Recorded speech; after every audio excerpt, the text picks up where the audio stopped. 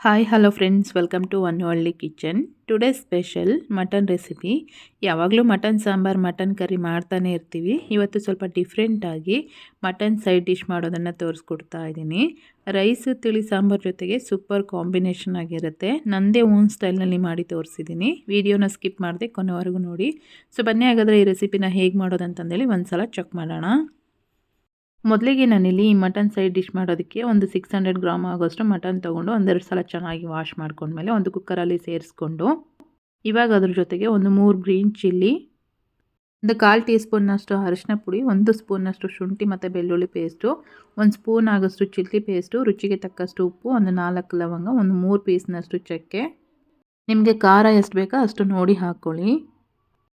ಒಂದೆರಡು ಎಸ್ಲಾಗೋಷ್ಟು ಕರಿಬೇವು, ಹಾಗೆಯೇ ಮಟನ್ ಬೇಯೋದಕ್ಕಂತಂದೇಳಿ ಒಂದು 1/4 ಕಪ್ಪಷ್ಟು ನೀರನ್ನು ಸೇರಿಸ್ಕೊಂಡು ಒಂದು ಸಲ ಚೆನ್ನಾಗಿ ಮಿಕ್ಸ್ ಮಾಡ್ಕೊಂಡ್ಮೇಲೆ ಲಿಡ್ನ ಕ್ಲೋಸ್ ಮಾಡಿ ಒಂದು 4ರಿಂದ 5 ವಿಸಿಲ್ ಆಗೋದಕ್ಕೆ ಬಿಡ್ತಾ ಇದ್ದೀನಿ. ಮಟನ್ನೆಲ್ಲ ಒಂದು 80% ಇದೇ ಕುಕ್ಕರಲ್ಲೇ ಬೇಯಿಸ್ಕೋಬೇಕು. ನೋಡ್ತಾ ಇದ್ದೀರಲ್ವ, ಕುಕ್ಕರ್ ಲಿಡ್ನ ಓಪನ್ ಮಾಡ್ತಾ ಇದ್ದೀನಿ. 4 ವಿಸಿಲ್ ಆದಮೇಲೆ ಮಟನ್ ಎಲ್ಲ ಚೆನ್ನಾಗಿ ಬೆಂದಿದೆ. ಈ ಥರ ಮಾಡೋದ್ರಿಂದ ಪೀಸಸ್ಗೆಲ್ಲ ಉಪ್ಪು ಖಾರ ಎಲ್ಲ ಚೆನ್ನಾಗಿ ಹಿಡ್ದಿರುತ್ತೆ, ಹಾಗೆಯೇ ತಿನ್ನೋದಕ್ಕೂ ಸಹ ತುಂಬ ಟೇಸ್ಟಿಯಾಗಿರುತ್ತೆ. ಇವಾಗ ಒಂದು ಕಡಾಯಿಗೆ ಸ್ವಲ್ಪ ಎಣ್ಣೆ ಹಾಕ್ಕೊಂಡು ಎಣ್ಣೆ ಚೆನ್ನಾಗಿ ಕಾದ್ಮೇಲೆ ಒಂದೆರಡು ಈರುಳ್ಳಿನ ಸ್ಲೈಸ್ ಆಗಿ ಕಟ್ ಮಾಡಿ ಸೇರಿಸ್ಕೊಳ್ತಾ ಇದ್ದೀನಿ. ಈರುಳ್ಳಿನ ಆದಷ್ಟು ಸ್ವಲ್ಪ ಗೋಲ್ಡನ್ ಬ್ರೌನ್ ಕಲರ್ ಬರೋವರೆಗೂ ಚೆನ್ನಾಗಿ ಫ್ರೈ ಮಾಡ್ಕೋಬೇಕು. ಸೊ ನೋಡ್ತಾ ಇದ್ದೀರಲ್ವ, ಈರುಳ್ಳಿ ಎಲ್ಲ ಚೆನ್ನಾಗಿ ಫ್ರೈ ಆಗಿದೆ. ಇವಾಗ ನಾವು ಇದಕ್ಕೆ ಬೇಯಿಸಿಟ್ಕೊಂಡಿರೋಂಥ ಮಟನ್ ಏನಿತ್ತಲ್ವ, ಮಟನ್ ಎಲ್ಲನೂ ಇದರಲ್ಲೇ ಸೇರಿಸ್ಕೊಳ್ತಾ ಇದ್ದೀನಿ. ಮಟನ್ ಬೇಯಿಸ್ಕೊಳ್ಳೋದಕ್ಕೆ ನಾವು ಒಂದು ಕಪ್ ಆಗೋಷ್ಟು ನೀರು ಹಾಕಿ ಬೇಯಿಸ್ಕೊಂಡಿದ್ವಲ್ವ, ಆ ನೀರನ್ನು ಸಹ ಸೇರಿಸ್ಕೊಂಡು ಮಾಡ್ತಾ ಇರೋದು.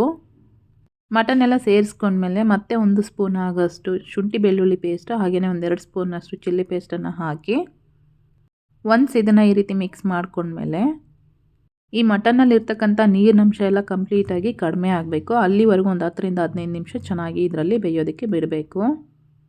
ಒಂದು 15 ನಿಮಿಷ ಬೇಯಿಸ್ಕೊಂಡಾದಮೇಲೆ ಮಟನ್ನಲ್ಲಿರ್ತಕ್ಕಂಥ ನೀರಿನಂಶ ಎಲ್ಲ ಕಡಿಮೆ ಆಗಿದೆ, ಹಾಗೆಯೇ ಮಟನ್ನು ಸಹ ಚೆನ್ನಾಗಿ ಬೆಂದಿದೆ.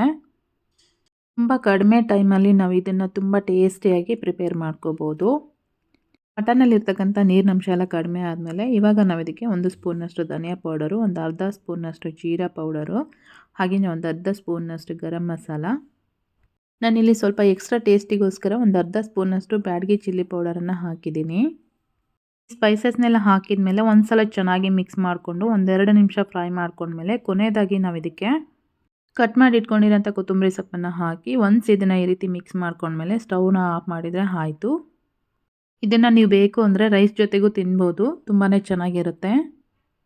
ಸೊ ನೋಡಿದ್ರಲ್ವಾ, ಇವತ್ತಿನ ರೆಸಿಪಿ ಇಷ್ಟೇ. ನಿಮಗೆಲ್ಲ ಇಷ್ಟ ಆಗಿದೆ ಅನ್ಕೋತೀನಿ. ಇಷ್ಟ ಆಗಿದ್ದರೆ ಈ ವಿಡಿಯೋಗೆ ಒಂದು ಲೈಕ್ ಮಾಡಿ, ಕಮೆಂಟ್ ಮಾಡಿ, ಶೇರ್ ಮಾಡೋದನ್ನು ಸಹ ಮರಿಬೇಡಿ. ಹಾಗೆಯೇ ಯಾರೆಲ್ಲ ನಮ್ಮ ಚಾನಲ್ನ ಹೊಸದಾಗಿ ನೋಡ್ತಾ ಇದ್ದೀರಾ, ಪ್ಲೀಸ್ ಈಗಲೇ ಸಬ್ಸ್ಕ್ರೈಬ್ ಮಾಡಿಕೊಂಡು ಸಪೋರ್ಟ್ ಮಾಡಿ. Thank you.